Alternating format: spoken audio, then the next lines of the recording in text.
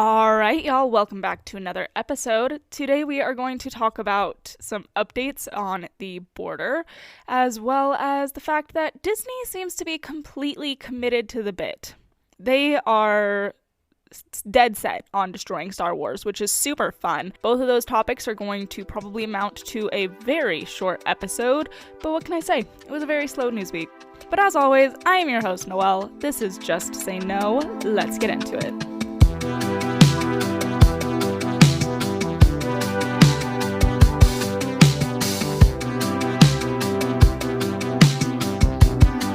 As we've discussed on the show before, a huge issue for the upcoming election is going to be the border crisis. And a graphic that came out recently demonstrated something that we all knew, but was still shocking to see. So under Trump and Obama, there was an average of about 5 million encounters at the border over the course of 4 years. It was about 5 million under Obama's last 4 years and about 4 million under Trump's 4 years. So not exactly anything to write home about. They're very similar numbers. But does anyone care to take a guess about Biden's numbers? For those listening on YouTube, feel free to leave your guess in the comments below. Let's see how many of you guys can get it right. So under good old Uncle Joe, over the last 4 years, technically only 3 so far, there have been a whopping 12 million encounters. That is nearly 3 times more than Obama or Trump. It's nearly double the two of them combined. And honestly, one must stop and ask, why? Why is this happening, and why aren't they stopping it? One idea is that the goal is ultimately to restructure our country through mass demographic changes that ultimately lend hand to mass changes in voting patterns. Because the fact of the matter is that immigrants typically vote Democrat. With a few exceptions here and there, one would be people who have fled Cuba and have made their way to Florida. And what's ironic about that is, if you'll recall, a few years ago, there was a stark attempt on behalf of Democrats to send Cuban migrants specifically back because, frankly, they are less likely to vote in a favorable way. But technically, legally, illegal immigrants can't vote. So what's the problem? Well, if I were conspiratorially inclined, I might look at movements like changing voter ID laws, hearing people on the left screaming that requiring an ID to vote is racist. Things like that might be tied into the larger picture of getting illegal immigrants to be able to vote. Because if we do away with voter ID laws, if people don't have to prove that they're U.S. citizens in order to vote, then all of these illegal immigrants are going to be able to vote. All of that aside, looking past all of the legalities, all of the theories, all of that, let's examine current tangible problems that are being experienced because of this border crisis. A high school in New York put out a notice to parents that classes were to be held remotely last Wednesday due to illegal immigrants needing to use the gymnasium for shelter. The illegal immigrants had previously been posted up at Floyd Bennett Field, but worsening weather conditions made that situation untenable. So the proper solution, obviously, is to use the space that was meant for children of this nation to go get an education, but was instead used to house people who have absolutely no right to be here in the first place. That checks out. Back in August, Massachusetts Governor Healey asked citizens to house homeless families because all of the homeless shelters for those homeless American families were filled with illegal immigrants. Yay!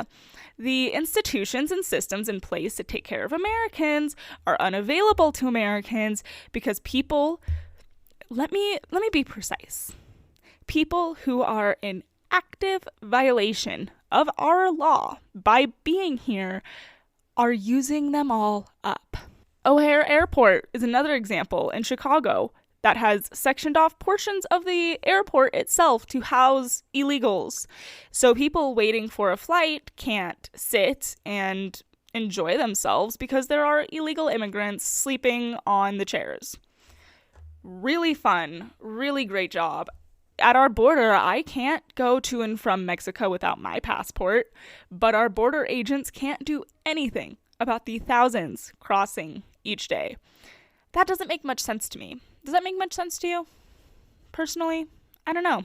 Feels a little ass backwards, but I guess that is enough for you to be able to get the picture that I am painting. So let's go ahead and move on to another crisis in our nation, and that would be Disney. You guys, I am a shameful Disney person. If I could go to Disneyland once a month, I absolutely would. I love Disney, but I also truly, from the bottom of my heart, with as much sincerity as I can muster, hate Disney. I believe we covered the South Park movie Into the Pandaverse a month or two ago, and the point of that film was that Kathleen Kennedy, the Disney CEO, does nothing but pander. They're making a movie about an inanimate object? Make them gay. Making a live-action movie based off of a timeless classic? Make them black. Making an action hero movie? Make them women. Making a movie about a galactic war that has reigned supreme for decades and is beloved by millions? Make it shit. Now, to be fair, I am a relatively new Star Wars fan, only within about maybe the last 6 years or so, but as with most things, when I find something that I enjoy, I go all in on that thing. And Star Wars is easily top 3 of my favorite franchises. But even I, in my Star Wars infancy, knew that the sequel movies were flaming garbage.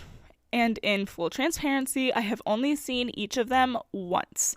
So my critique is purely based off of this lingering feeling of distaste.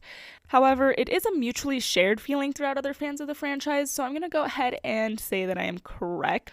So aside from Rey being outwardly annoying, they turned Luke Skywalker into a bitch. This kid, who started off as a nobody farmer on a nobody planet, became one of the greatest Jedi of all time over the course of the original 3 films. And then to have him to return to being a bitch-ass farmer so that an inept female lead can take charge, that predictably did not play out so well. But to be honest, it does somehow make sense that a character portrayed by the ever so ballless Mark Hamill would transform into a coward. 2 + 2 does sometimes, in fact, equal 4. Even putting Star Wars aside, nearly all of Disney's latest releases have bombed. The reality is that people are sick of DEI movies. We want to return to a place of creativity and genuine filmmaking. When you hear people complaining about it, isn't necessarily because of the fact that they made Ariel black. It's because of the inherent laziness that comes with such a cop-out. Ariel is a character that has been around for generations. And even after making this new version, when you think of Ariel, you think of a pasty white mermaid with red hair. That is the image that comes to mind for the vast majority of people. And even though they tried to cram this new Ariel down our throats, it didn't really work. And my biggest complaint, and I think millions of others agree with this, is why can't you just create a new story? It's lazy. And that is ultimately what Disney has become, is lazy.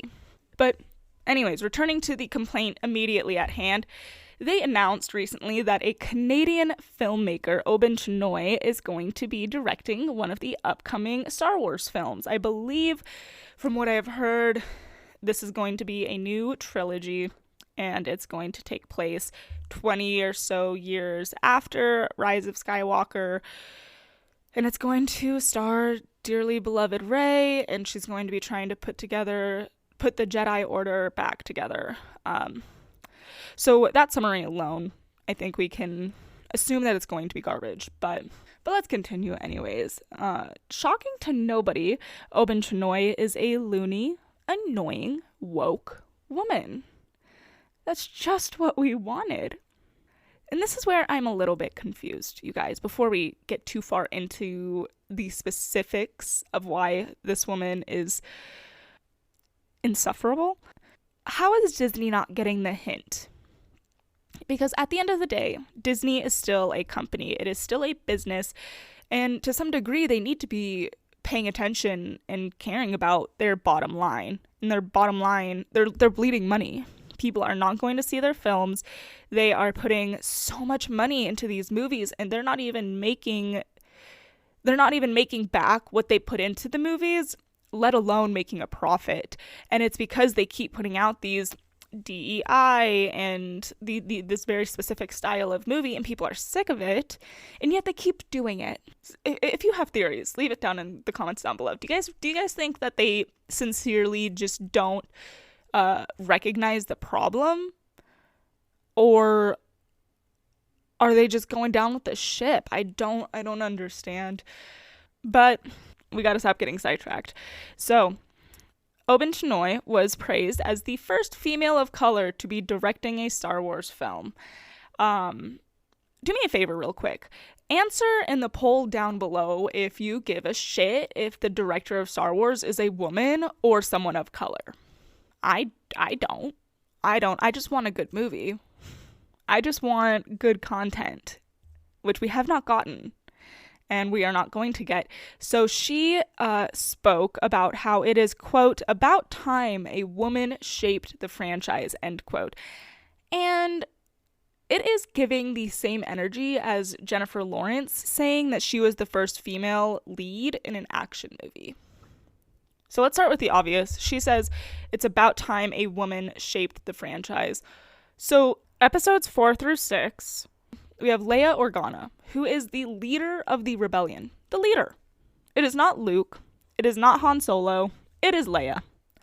In episodes 1 through 3, we have Padme, who is the queen of Naboo, and then takes a position as a senator, leading the Republic. Again, it is not Anakin. It is not Obi-Wan. It's Padme. And even in the animated series, we have incredibly strong characters such as Ahsoka. There is no shortage of strong females in this franchise. But, like I said, those are the obvious leading females. So for the not so obvious, we have the fact that George Lucas's ex-wife Marcia played a critical role in shaping the original trilogy. Many beloved scenes made the cut because of her. And the original screenplay for Empire was written by a woman named Leah Brackett. Unfortunately, Leah passed away soon after, and Lucas used her screenplay as a starting point for the film. So, we've covered the obvious, we've covered the less obvious, but what about the blatant? Oben Chinoy will not be the first female director, not even the first non-white female director. The Mandalorian, Obi-Wan, and Ahsoka all had female directors. Obi-Wan was directed by Deborah Chow, who's Asian. So we've hit a lot of DEI boxes here, in my opinion. I know that they don't like to count Asians as people of color because they are societally privileged, but that's a discussion for another time. I suppose she will be the first brown woman, if you want to have to go to there. And I suppose if you want to get super specific, she's the first one to direct a movie. But honestly, if you have to get that specific, don't you think you're kind of fishing for it? Don't you think you're kind of fishing for the victimhood? You're kind of deep sea right now, in my opinion. But yeah, y'all, I'm done with this. I don't really have anything else for you guys this week. Again, I know this is a super short episode, super short. But there just weren't any stories that caught my attention that I wanted to talk about. Because the thing is I don't ever want to talk about stories that I truly don't care about. And so I'd rather put out a short episode that has 2 stories that interest me than a longer episode with 5 stories, half of which I couldn't care less about. So that is it for this week. I appreciate you guys tuning in and giving it a listen. Whatever platform you are listening on, do the things that you are supposed to do to support me, whether that is liking, subscribing, giving me a rating, answering a poll in the comments down below. Whatever you are supposed to do to help me, please just go ahead and do that thing. And as always, all of my other social medias are linked down below. And I will talk to you guys next Monday. Bye!